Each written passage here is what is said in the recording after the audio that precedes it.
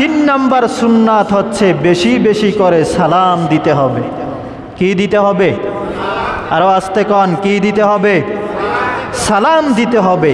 সালাম দেয়া হচ্ছে সুন্নাত। কি কথা কয় না? কি সালাম দেয়া হচ্ছে সুন্নাত। এখন আপনি প্রতিদিন আপনার সাথে কয়জন মানুষের দেখা হয়? 2-3 জন? কথা কয় না।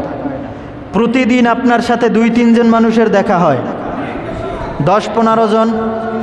প্রতিদিন আপনার সাথে 100-200 একজনের সাথে বারবার দেখা হয়, কিন্তু আপনি বারবার দেখা হলেও একই ব্যক্তিকে যখনই দেখা হয় তখনই যদি বলেন আসসালামু আলাইকুম, আবার দেখা হলো আবার বললেন আসসালামু আলাইকুম, প্রতিদিন আপনি যতবার সালাম দিবেন, কতবার আপনার লোকজনের সাথে দেখা হয়, ততবার যদি আপনি সালাম দেন, এক একটা সুন্নাত আদায় করার সওয়াব আল্লাহ তাআলা আপনার আমলনামায় দিয়ে দিবে। আওয়াজ করে বলুন সুবহানাল্লাহ। আরেকটু আওয়াজ করে বলুন সুবহানাল্লাহ। তাহলে দৈনিক যদি 100 বার লোকের সাথে দেখা হয়, আর 100 বার যদি আপনি বলেন আসসালামু আলাইকুম, আসসালামু আলাইকুম, আসসালামু আলাইকুম, তাহলে প্রত্যেকটা সালামের বিনিময়ে এক একবার সুন্নাত আদায় করা হলো কি হলো না? কথা কয় না, হলো কি হলো না? তাহলে আমরা তো সমাজে আমরা প্রতিদিন কত মানুষের সাথে দেখা হয়, আমরা কি সালাম দেই? কথা কয় না, আমরা কি সালাম দেই? এজন্য আমাদেরকে বেশি বেশি করে কি দিতে হবে? এই সালামের বিধান একজনে আমাদেরকে শিখিয়েছেন। আওয়াজ করে বলুন তিনি কে? আল্লাহ। কে শিখিয়েছেন? কথা কয় না, কে শিখিয়েছেন? আরেকটু আওয়াজ করে বলুন না, কে শিখিয়েছেন? সালামের বিধান নিয়ম শিখিয়েছেন কে? আল্লাহ। এজন্য হযরতে আদম আলাইহিস সালাতু ওয়াস সালামকে যখন আল্লাহ তাআলা সৃষ্টি করলেন, আল্লাহ তাআলা আদমকে সৃষ্টি করে সর্বপ্রথম সালাম শিক্ষা দিয়েছেন। চিল্লায়ে বলেন সুবহানাল্লাহ। এজন্য আমার প্রিয় ভাইরা, হযরতে আবু হুরায়রা রাদিয়াল্লাহু তাআলা আনহু থেকে হাদিস এসেছে, আল্লাহর হাবিব সাল্লাল্লাহু আলাইহি ওয়াসাল্লাম বললেন, খলাকাল্লাহু আদামা আলা সূরাতিহি তুলুহু 60 যিরাআন। আল্লাহর হাবিব বললেন, আল্লাহ রাব্বুল আলামিন যখন পয়গম্বর আদমকে সৃষ্টি করলেন, আদমকে কেমন করে সৃষ্টি করেছেন? আল্লাহ তাআলা পয়গম্বর আদমকে 60 হাত লম্বা সৃষ্টি করেছেন। চিল্লায়ে কোন সুবহানাল্লাহ।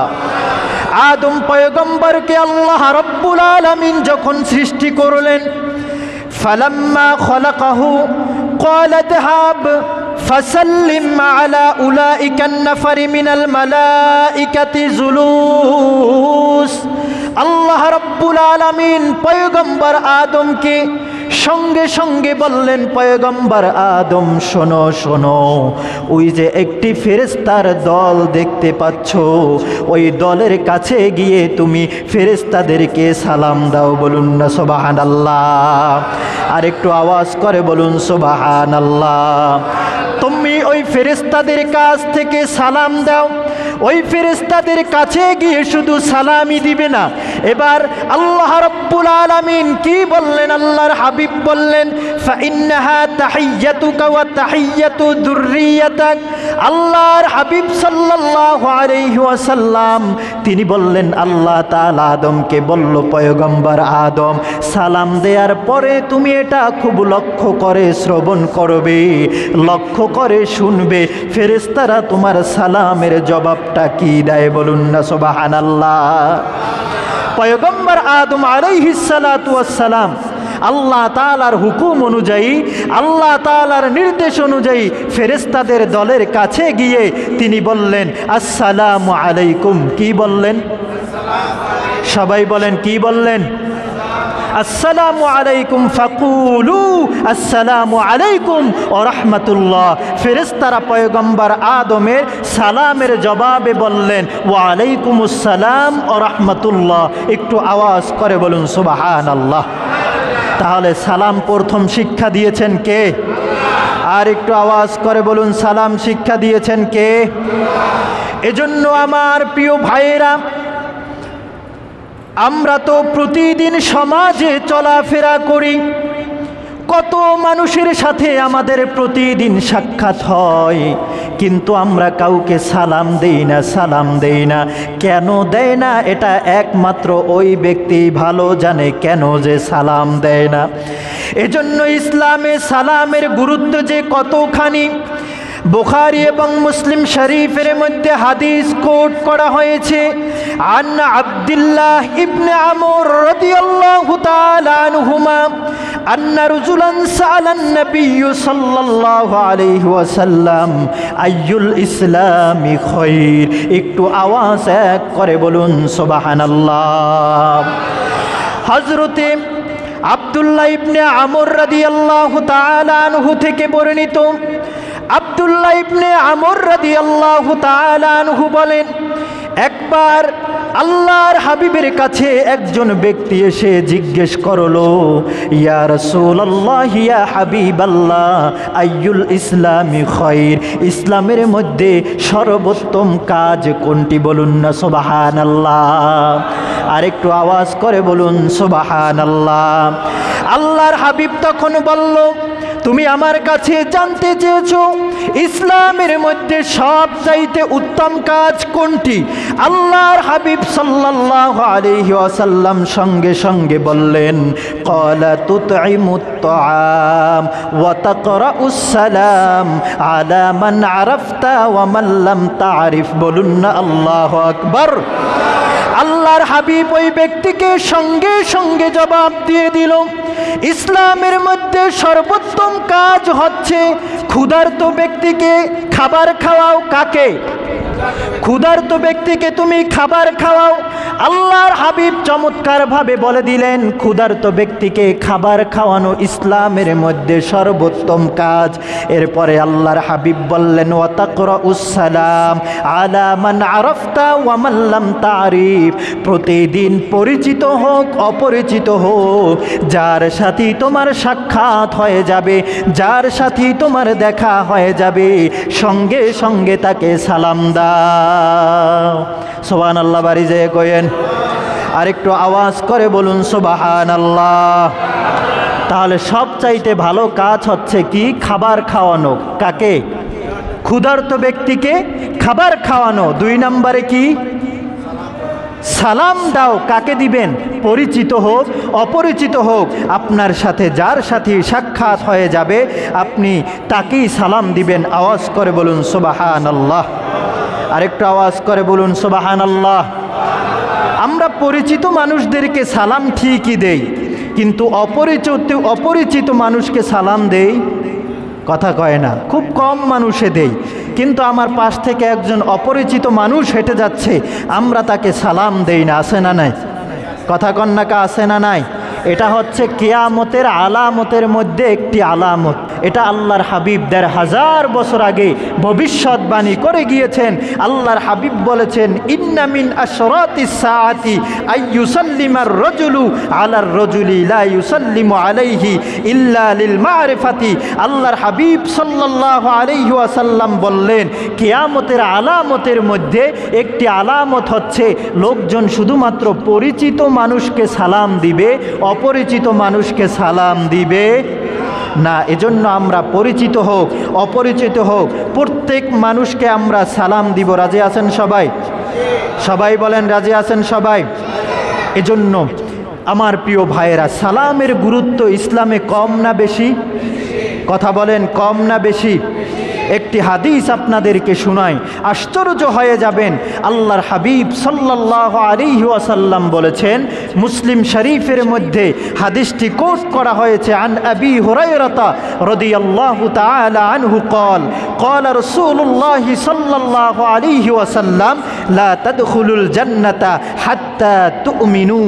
আল্লাহর হাবিব এই হাদিসের মধ্যে বলে দিয়েছেন, ও আমার উম্মতেরা শোনো, ও আমার উম্মতেরা শোনো, তোমরা ততক্ষণ পর্যন্ত জান্নাতে প্রবেশ করতে পারবে না, তোমরা ততক্ষণ পর্যন্ত জান্নাতে প্রবেশ করতে পারবে না যতক্ষণ পর্যন্ত তোমরা পরিপূর্ণ ঈমানদার না হবে। কি না হবে? সবাই বলেন, কি না হবে?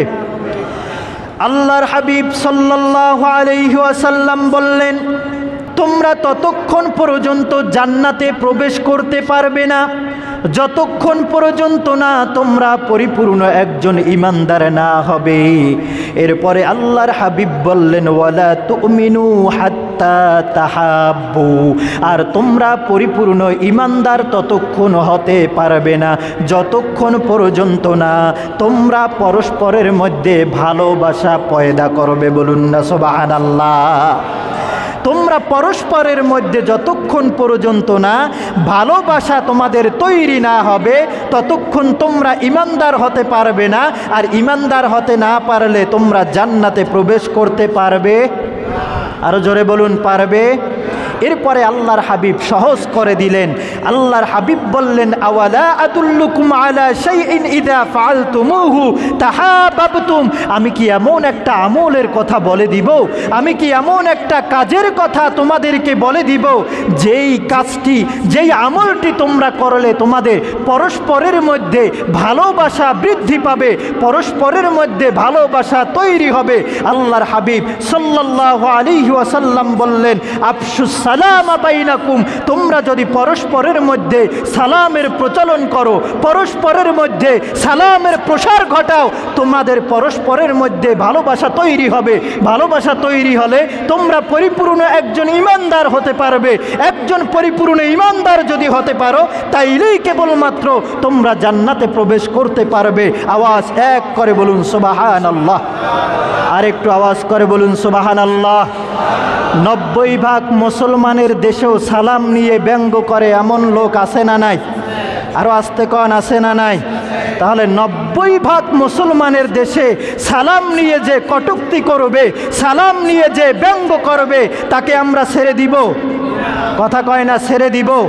সালাম হচ্ছেন একজনের নাম, আওয়াজ করে বলুন তিনি কে? আল্লাহর নাম হচ্ছে সালাম। এজন্য নাস্তিক মুরতাদরা দেখবেন আমরা সালাম দিলে ওদের গায়ে আগুন ধরে যায়। এজন্য ওরা যত আগুনে জ্বলতে পারে জ্বলুক, কিন্তু আমরা সালামের প্রসার, আমরা সালামের প্রচার ঘটাতেই থাকবো। রাজি আছেন ইনশাআল্লাহ? আরো আওয়াজ করে বলুন, রাজি আছেন ইনশাআল্লাহ? এজন্য যার সাথেই দেখা হবে তাকে কি করবেন? সবাই বলেন নাই, কি করবেন? সালাম দিবেন। অনেকে তো সালাম দেয়ই না, আবার এমনও কিছু লোক আছে সালাম দিলেও জবাব দেয় না। আছে না নাই? কথা কয় না, আছে না নাই? শুভকর্দি এই এলাকায় একজনও নাই? আছে? এই মসজিদেরও মুসল্লি আছে যে আমি সালাম দিলে পর্যন্ত সালামের জবাবটা লয় না। এজন্য আমাদের যার সাথেই দেখা হবে তাকেই আমরা প্রথমে কি দেব? আসসালামু, সবাই পড়েন আসসালামু আলাইকুম। এজন্য আমার প্রিয় ভাইয়েরা, আল্লাহর হাবিব সাল্লাল্লাহু আলাইহি ওয়াসাল্লাম বলেছেন, আইয়ুহান নাস আফশুস সালাম বাইনাকুম ওয়া আতিমুত তাআম ওয়া সাল্লু বিল লাইলি ওয়ান নাসি নিআম তাদখুলুল জান্নাতা বিসালাম। একটু আওয়াজ করে পড়ুন আল্লাহু আকবার। আল্লাহর হাবিব এই হাদিসের মধ্যে বলেছেন, ও আমার উম্মতেরা শোনো, তোমরা তোমাদের মধ্যে সালামের প্রচলন করো, তোমরা তোমাদের মধ্যে সালামের প্রচার করো, প্রসার করো। 2 নম্বরে বললেন, ওয়া আতিমুত তাআম, তোমরা ক্ষুধার্ত ব্যক্তিকে খাবার খাওয়াও। এই 2টা কাজ। 3 নম্বরে আল্লাহর হাবিব বললেন, মানুষ যখন আরামের ঘুমে ঘুমিয়ে যায়, কখন? মানুষ যখন আরামের ঘুমে ঘুমিয়ে যায়, আল্লাহর হাবিব বললেন, তুমি যদি তখন জায়নামাজ বিছিয়ে তাহাজ্জুদের নামাজে দাঁড়িয়ে যেতে পারো। 3টা কাজ। 1 নম্বরে আফশুস সালাম বাইনাকুম, সালামের প্রচলন করো, ক্ষুধার্ত ব্যক্তিকে খাবার খাওয়াও। ওয়াসাল্লু বিল্লাইলি ওয়ান নাসি নিআম, তাহাজ্জুদের নামাজে দাঁড়িয়ে যাও। 3টা কাজ করবা। আমি রাসূলুল্লাহ বললাম, তাদখুলুল জান্নাতা বিসালাম, তুমি নিরাপদে কিয়ামতের ময়দানে আল্লাহর জান্নাতে প্রবেশ করবা। বলুন না সুবহানাল্লাহ। আর একটু আওয়াজ করে বলুন সুবহানাল্লাহ। তাহলে আমার প্রিয় ভাইয়েরা, এখন থেকে আমরা সালাম দিব না ছাড়ব? কথা কয় না, দিব না ছাড়ব? দিব। আমরা যারা আছি, আমরা আমাদের স্ত্রীদেরকে সালাম দেই না, স্ত্রী স্বামীকে সালাম দেয় না, বাবা তার সন্তানদেরকে সালাম দেয় না, সন্তান তার বাবাকে সালাম দেয় না, এজন্যই সন্তানে কোনোদিন রহমত নাজিল হয় না, সংসারের ভিতরে পরিবারের মধ্যে আল্লাহর বরকত দান হয় না, অশান্তি লেগেই থাকে। আছে না নাই? কথা কন্যা আছে না নাই? আপনি যদি কাউকে জিজ্ঞেস করেন যে তুমি কি মুরব্বীদেরকে সালাম দাও? হ্যাঁ, আমি সবাইকে সালাম দেই, কিন্তু তোমার বাসায় গিয়ে তোমার স্ত্রীকে সালাম দাও, তখন সে বলবে স্ত্রীকে আবার সালাম দেয় কিভাবে? আছে না নাই? কথা কয় না? আছে না নাই? কেন, স্ত্রীকে কি সালাম দেওয়া জায়েজ নাই? এজন্য সুন্নাত হচ্ছে আপনি ঘরে প্রবেশ করে স্ত্রীকে সালাম দিবেন, সন্তানদেরকে সালাম দিবেন, আপনার স্ত্রীও আপনাকে সালাম দিবে, আপনার সন্তানেরাও আপনাকে সালাম দিবে। এজন্য পরিবারের মধ্যে যদি আপনার সুখ চান, পরিবারের মধ্যে যদি আপনি শান্তি চান, যদি আপনি এই সালাম বিনিময় করেন পরিবারের সাথে, তাহলে আপনার জন্য 4টা ফায়দা। কয়টা? 4টা ফায়দা। 1 নম্বরে হচ্ছে যে ব্যক্তি সালাম দেয় ঘরবাসীকে, তার স্ত্রীকে, তার বাবা মাকে, তার সন্তানদেরকে, আল্লাহ রব্বুল আলামিন ওই ঘরবাসী সবার উপরে এবং যে সালাম দিল সবার উপরে আল্লাহ তাআলা বারাকা নাজিল করেন। বলুন না সুবহানাল্লাহ। রহমত দেন কে? আরো জোরে বলুন, রহমত দেন কে? তাহলে পরিবারকে সালাম আজকে থেকে দেব, রাজি আছেন? কথা কয় না? রাজি আছেন ইনশাআল্লাহ। 2 নম্বর ফায়দা হচ্ছে আপনি যাকে সালাম দিবেন এবং পরিবার পরিজনকে যাকে সালাম দিবেন, আপনার হেফাজতকারী আল্লাহ তাআলা হয়ে যায়। বলুন না সুবহানাল্লাহ। কারণ আপনি তার জন্য নিরাপদের দোয়া করেছেন, আর যখনই আপনি তার জন্য দোয়া করবেন কবুল করে নেবেন কে? আল্লাহ। 3 নম্বর ফায়দা হচ্ছে সালামের মাধ্যমে আপনার মধ্যে ভালোবাসা বৃদ্ধি পাবে, ভালোবাসা তৈরি হবে। বলুন না সুবহানাল্লাহ। আপনার সাথে স্ত্রীর ঝগড়া হয়, কাটাকাটি হয়, কথা কাটাকাটি হয়, আপনি তার সাথে যে ভাষায় কথা বলেন না কেন, কিন্তু আপনি যদি তার কাছে গিয়ে আগে একটা সালাম দেন, আপনার স্ত্রীর রাগ থাকবে? কথা কয় না? রাগ থাকবে না। এই জন্য পরস্পরের মধ্যে ভালোবাসা তৈরি হয়। 4 নম্বর হচ্ছে সালামের মাধ্যমে দোয়া আদান প্রদান হয়। কি হয়?